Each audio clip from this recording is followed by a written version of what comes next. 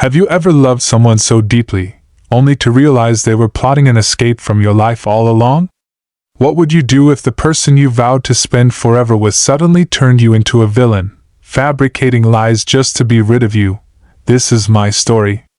A story of betrayal, confusion, and heartbreak. My wife, the woman I adored, wanted a divorce.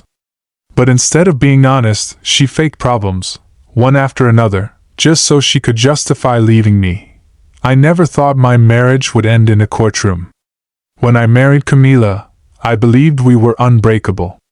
We had been together for 8 years, built a life in Mexico City, and even though we weren't perfect, I thought we had something real. But then, the changes started. Small at first. Subtle. Camila became distant. She started unnecessary fights, accused me of things that never happened, and acted as if she was looking for an excuse, an escape route. At first, I blamed myself. Maybe I had been too busy with work. Maybe I had neglected her feelings. Maybe, just maybe, I had failed as a husband. But then, the accusations started. Not one. Not two. But 6 different, carefully planned lies, each one meant to make me look like the worst husband in the world. And that's when I knew. Camila wanted out. But she didn't just want to leave, she wanted to destroy me first. The first accusation hit me like a punch to the gut. "You think I'm stupid, don't you?" Camila snapped, her dark brown eyes burning with fury. "I know you're cheating on me." I blinked in shock. "What? Camila, what are you talking about? I would never." "Stop lying, Sebastian," she yelled, waving her phone in my face. "I saw the messages. You're talking to another woman." I grabbed the phone from her, my hands trembling. It was a screenshot of a conversation with a woman named Alicia, someone I had never spoken to in my life. The messages were flirty, suggestive, the kind of thing that could destroy a marriage. But they weren't mine. "This isn't my number," I said firmly, my heart pounding. She scoffed. "Of course you'd say that. I'm not blind, Sebastian. I know what I saw, but I didn't send these," I protested. "Why would I cheat on you? You know I love you." She folded her arms. "Then explain this." She pulled out a crumpled receipt from a fancy hotel downtown. My name was on it. A single room. Booked for a night I had supposedly been at work late. I stared at the receipt in disbelief. It was a lie. A well-crafted, perfectly timed lie. Someone had booked that room under my name. Someone had faked those messages, and that someone was my wife. That night she refused to talk to me. She slept in the guest room, crying loudly, making sure I could hear every sob. It was the beginning of the end. But I had no idea what was coming next. Days passed, but the tension in our home was unbearable. Camila barely spoke to me, and when she did, it was cold and distant. Then, one evening, she showed up at my workplace, her face bruised, her lips slightly swollen. My stomach dropped. "What happened to you?" I rushed toward her, panic filling my chest. She took a step back. "Don't touch me," she whispered, just loud enough for my coworkers to hear. My boss and colleagues turned to look at me, suspicion in their eyes. "You did this," she continued, her voice trembling. "I can't live like this anymore, Sebastian. I can't." Gasps echoed around us. My coworkers exchanged awkward glances. Someone whispered abuse. I felt my entire world tilt. "Camila, what are you saying?" "I would never. I don't want to press charges," she interrupted, wiping fake tears. "I just want to leave.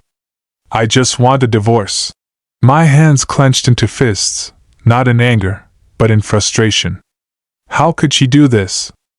How could she stand here, in front of all these people, and paint me as a monster? I had never laid a finger on her. Not once. But now, in the eyes of my boss, my colleagues, my friends, I was an abuser. Camila walked away that day, leaving me humiliated, speechless. And for the first time, I realized she wasn't just trying to leave me, She was trying to destroy me. After the false abuse accusation, I started noticing changes in our bank account. Camila had always been in charge of our finances. I never questioned it, until now. One evening, she barged into the living room, holding her phone up like a weapon. "You transferred $10,000 from my savings account without telling me?" she demanded. I frowned. "What?" "No, I didn't." She shoved the screen in my face. There it was, a transaction, my name attached to it. "You're stealing from me now?" she hissed. I was speechless. That account had always been hers. I never even had access to it. "This must be a mistake," I said. "Let's call the bank." "Don't bother," she snapped. "I already did. The bank says it was done from our home Wi-Fi." A chill ran down my spine. She had set me up. Again, I knew then, Camila wasn't just trying to leave me. She wanted to paint me as a cheater, an abuser, and now a thief. I had no idea how far she would go next. One afternoon, I got a call from an unknown number. "Hello?" I answered. A woman's voice came through. "Is this Sebastian?" "Yes." "Who's this?" There was a long pause. Then she whispered, "I'm pregnant. And it's yours." My blood turned to ice. "What? Who are you?" I asked, confused. "You don't remember me?" she scoffed. "You slept with me 3 months ago at the hotel." I felt sick. "No, I didn't." But the woman laughed. "Your wife knows. She already spoke to me." She said, "You're denying it." My legs went weak. Camila. She had set this up. That night, she confronted me, pretending to be heartbroken. "How could you do this to me, Sebastian?" she sobbed. I wanted to scream. To tell her I knew what she was doing. But what was the point? She had already decided to leave. Camila's next lie was more elaborate. She started leaving gambling brochures around the house, fake betting slips on my desk. Then, she went to my family. "He's gambling everything away," she cried to my mother. "I don't know what to do." My mother called me in a panic. "Sebastian, is this true?" I was speechless. "I swear I don't gamble." I told her, but Camila had already convinced them. She had built the perfect lie. One more reason to justify leaving me. One more reason to turn people against me. I thought I had seen the worst of her lies. I was wrong. One night, Camila showed up at the police station, crying, shaking, claiming I had tried to push her off our apartment balcony. The police took me in for questioning. I sat in that cold interrogation room, numb. How had it come to this? My own wife, my Camila, had turned me into a criminal. I was released after hours of questioning.